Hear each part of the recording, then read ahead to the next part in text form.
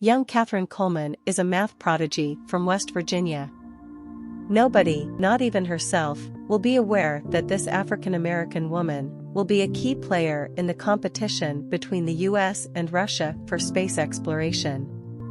Back in the days, computers used to be an occupation, and that is what Catherine Goebel and her co-workers, Dorothy Vaughan and Mary Jackson, work for.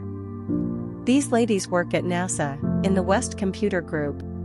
Dorothy Vaughan has been acting as the supervisor of the section since the last supervisor became ill. However, she was only having the responsibilities but not the title or the associated pay, all because of her skin color. Mary Jackson, who wants to be an engineer, is excited to be assigned to the space capsule heat shield team to assist the male engineers. One day, Vivian Mitchell, Dorothy's boss, tells her the Space Task Group needs a computer who is good at analytical geometry. Dorothy assigns Miss Catherine as she believes that she is the perfect candidate. In the engineering department, Mary is encouraged by one of the engineers on the team to apply for one of the more senior engineering positions, after seeing her expertise. With engineers, the mind should be an engineer. You can't be a computer the rest of your life. However, it will be quite an impossible mission for a Negro woman to become an engineer. On the first day when Miss Catherine joined the Space Task Group, they mistaken her as a custodian. Her job was to check the calculation performed by Paul Stafford, the lead engineer. However, Paul, who doesn't believe her, has blacked out a lot of details and claimed that she lacks the clearance necessary to view them. Miss Catherine cannot perform the calculation without being aware of the concealed information.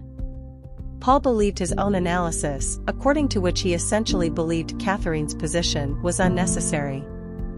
Miss Catherine had to run a half-mile to the colored restroom in the West Computer Group whenever she needed to use the lavatory because there isn't one there.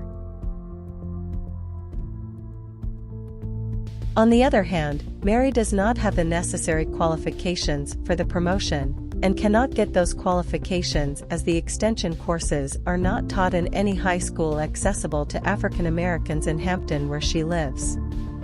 Only because of the hue of their skin did these three women have all the chances against them. Catherine was able to solve the calculation and demonstrate that the Redstone rocket couldn't support orbital flight by holding the confidential information up to the light. Simply by doing so, Mr. Harrison chose to trust her abilities and grant her access to all the data necessary to determine Freedom 7 trajectory. With the first IBM mainframe computer just having been purchased at NASA, Dorothy tries to learn as much as she can on her own about its workings to make herself and the entire African American female computing section relevant in this changing time. Otherwise, they will be replaced by IBM, which can perform calculations way faster than humans. Mr. Harrison questioned Miss Catherine why she is always missing. She told Mr. Harrison that she had to travel a very far distance to the colored washroom. Finally, she burst out of her emotion.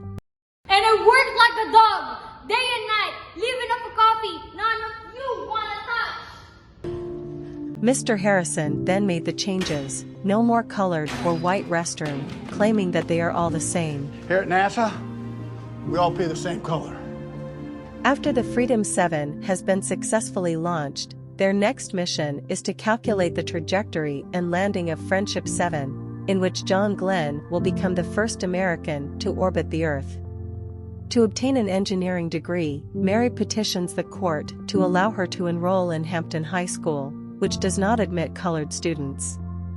She successfully convinced the judge to permit her to enroll exclusively in night classes, making her the first colored woman to attend.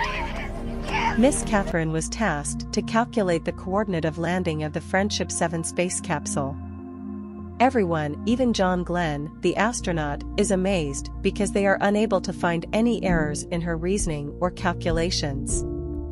Dorothy has been reassigned to program the IBM after her ability has been discovered by the lead engineer. As anticipated, NASA was going to dissolve the computer group. All 30 of the ladies under her supervision are invited to join the employees of the data center. The go-no-go analysis, which had puzzled engineers for a very long time, was solved by Catherine using Euler's method, enabling the flight of Friendship 7. Before the launching of Friendship 7, Mr. Harrison told Catherine that she will also be replaced by IBM, thus she will no longer be needed and will be reassigned back to West Computer Group. A problem arises in the control room when the IBM computer's calculations for Glenn's flight don't match the previous days. John Glenn, the astronaut, requests Catherine check the landing coordination math by hand because he trusts her brain more than the IBM machine. Catherine runs the numbers and races back to the control room to hand the notebook to Mr. Harrison.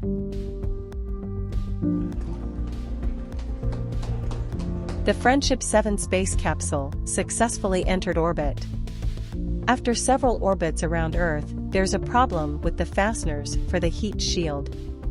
They had no choice other than to get him back to the Earth immediately. Fortunately, Glenn was able to get back to Earth safely after completing 3 out of 7 scheduled orbits around the Earth. Over. John? You think we can get to the moon? We're already there, sir. Come